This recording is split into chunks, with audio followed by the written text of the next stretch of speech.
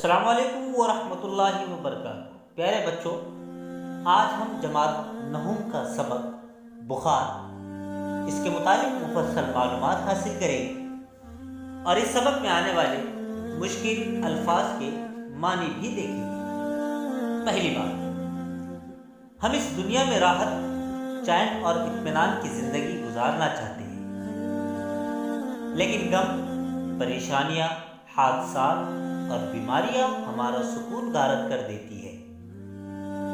ان سب کے ذریعے کبھی ہماری آزمائش ہوتی ہے، کبھی ان سے ہماری شخصیت نشوونما پاتی ہے اور کبھی بدلتے ہوئے حالات میں ہمارے اندر چھپی ہوئی قوتیں اور صلاحیتیں ظاہر ہوتی ہیں۔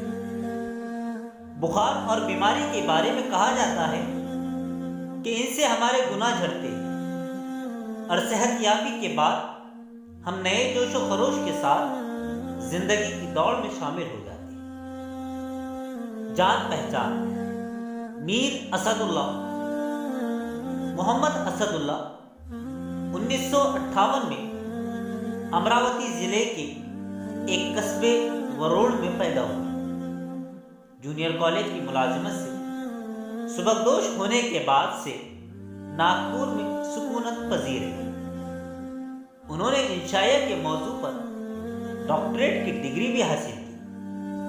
مراٹھی کے مزاحیہ ادب کے تراجم اور بچوں کے ادب پر مبنی ان کی کتابیں شائع ہو چکی ہیں۔ بوڑھے کے رول میں انشائیہ کی روایت، مشرق و مغرب کے تناظر میں پرزے اور خواب نگر ان کی تصانیف۔ انشائیہ ایک نثری صنف ہے۔ یہ مضمون کی ایک قسم ہے۔ عام طور پر مضمون میں علمیت اور سنجیدگی پائی جاتی ہے۔ اس کے برعکس انشائیہ میں معلومات کی بجائے خیالات اور تاثرات پیش کیے جاتے ہیں۔ انشائیہ نگار کسی موضوع کے ہلکے پھلکے پہلو کو شگفتہ انداز میں بیان کرتا ہے۔ انشائیہ میں ابتدا اور اختتام لگے بندے نہیں ہوتے، بات سے بات نکلتی چلی جاتی ہے اور انشائیہ نگار بے تکلفی کے ساتھ اظہار خیال کرتے ہوئے ہمیں اپنا ہم خیال بنا لیتا ہے۔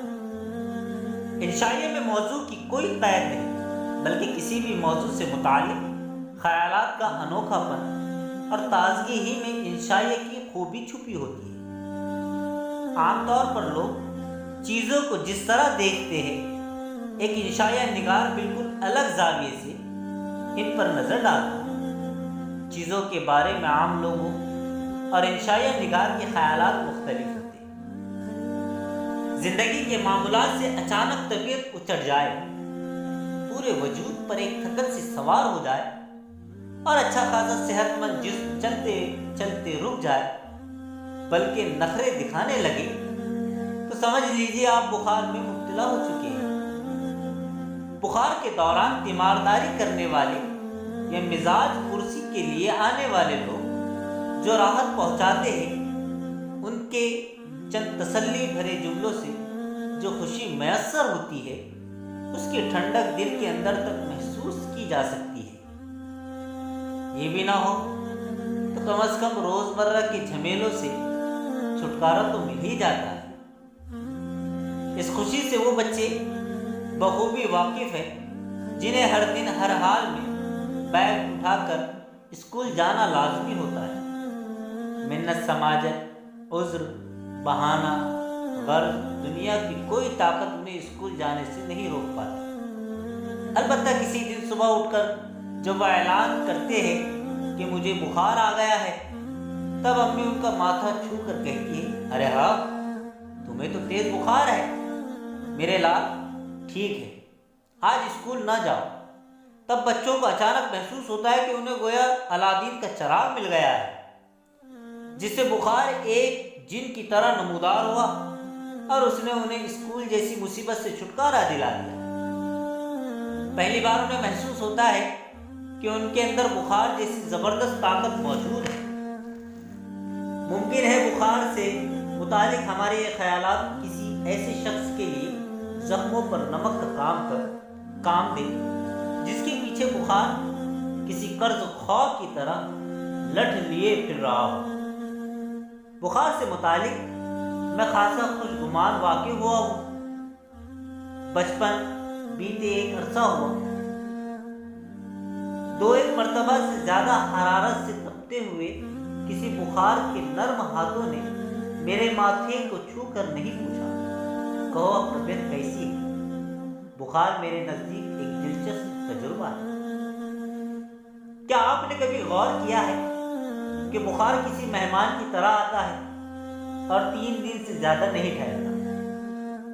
اس کے آتے ہی ہم دوا دارو، ڈاکٹر، انجیکشن وغیرہ کی فکر میں لگ جاتے ہیں۔ ناظرین بتمکین سمجھتے ہیں کہ ہم بخار کو بھگانے کی تیاری کر رہے ہیں، جبکہ یہ سب اس معزز مہمان بخار کی خاطر مدارت کے لیے ہوتا ہے۔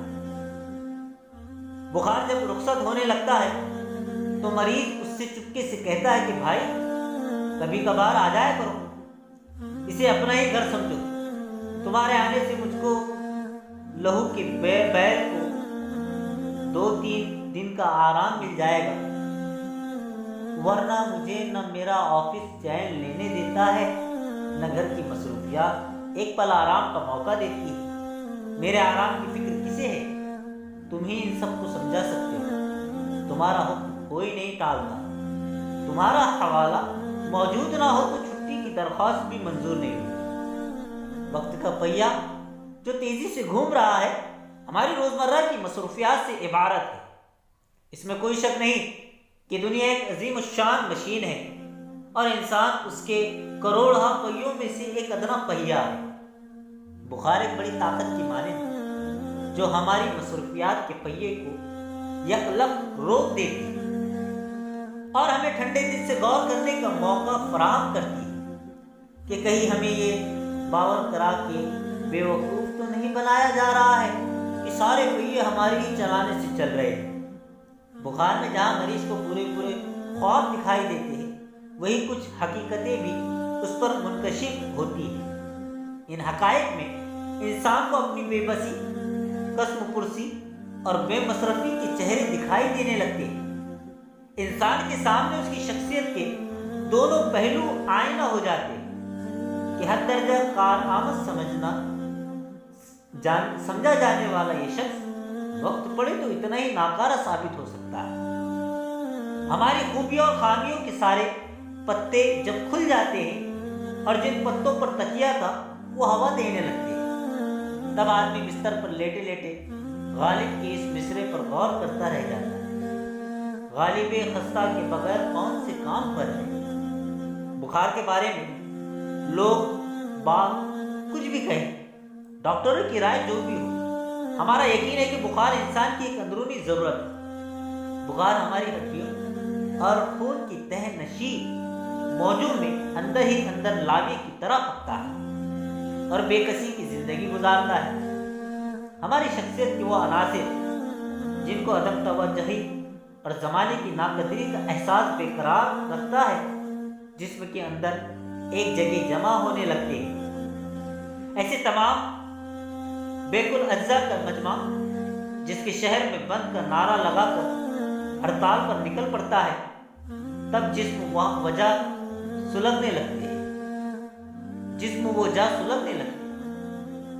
بعض اوقات چھینکوں پر چھینکیں آتی ہیں، ٹونسل بڑھ جاتے ہیں، درد سر ہمارے پورے وجود کا احاطہ کر لیتا ہے، تب ہمارے آس پاس موجود لوگ چونک پڑتے ہیں، دوڑے دوڑے آتے ہیں، خیریت دریافت کرتے ہیں، ارے کیا ہوا بھئی، بخار کیسے آ گیا، اپنی صحت کا خیال رکھو، اس قدر دوڑ دھوپ اچھی نہیں، وغیرہ وغیرہ۔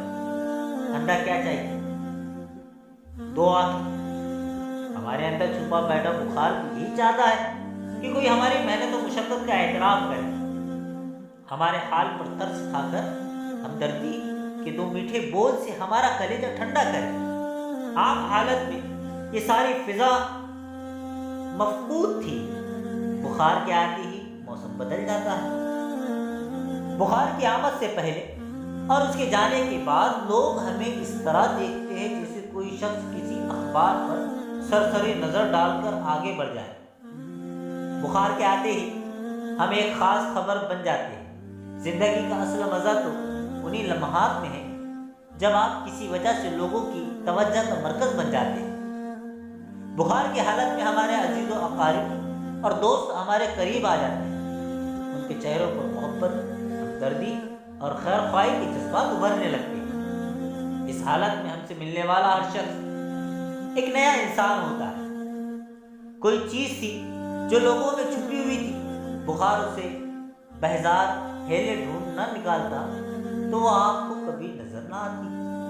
آپ کی بیماری کی خبر ملتے ہی کوئی شخص عیادت کے لیے آیا تو ایسا محسوس ہوا گویا اس کے اندر ایک الگ قسم کا انسان بھی تھا۔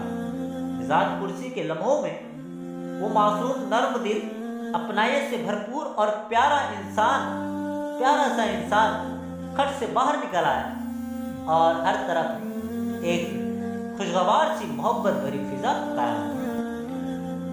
مشکل الفاظ کے معنی: روزمرہ، ہر روز، ہمیشہ، قائم، جھمیلا، جھگڑا، بکھیڑا، ناپسند حالات، منت سماجت، خوشامد، عذر، بہانہ، ہیلا، انکار، معافی، خوشگمان، خوش خیال، کولوں کا بیل، نہایت محنتی، محنت کش، باور کرانا، بھروسہ دلانا، یقین دلانا، منکشف ہونا، ظاہر ہو، حقائق، حقیقت کی جمع، اصل، حالات، سچی باتیں، قسم پرسی، ایسی حالت جس میں کوئی پرسان حال نہ ہو، بے مصرفی، نکما پن، بیکاری، عدم توجہی، توجہ کا نہ ہونا، ٹونسل، حلق کے گدود، کلیجہ ٹھنڈا کرنا، جی خوش کرنا، تسلی دینا، مفقود ہونا، غائب ہونا، ناپید ہونا، لاپتہ ہونا، بیزار، ہیلے، مختلف بہانوں سے۔ پیارے بچوں، اگر آپ کو یہ ویڈیو پسند آئے تو اسے لائک اور شیئر ضرور کیجیے، اور اگر آپ نے میرے چینل کو سبسکرائب نہیں کیا ہے تو آپ میرے چینل کو سبسکرائب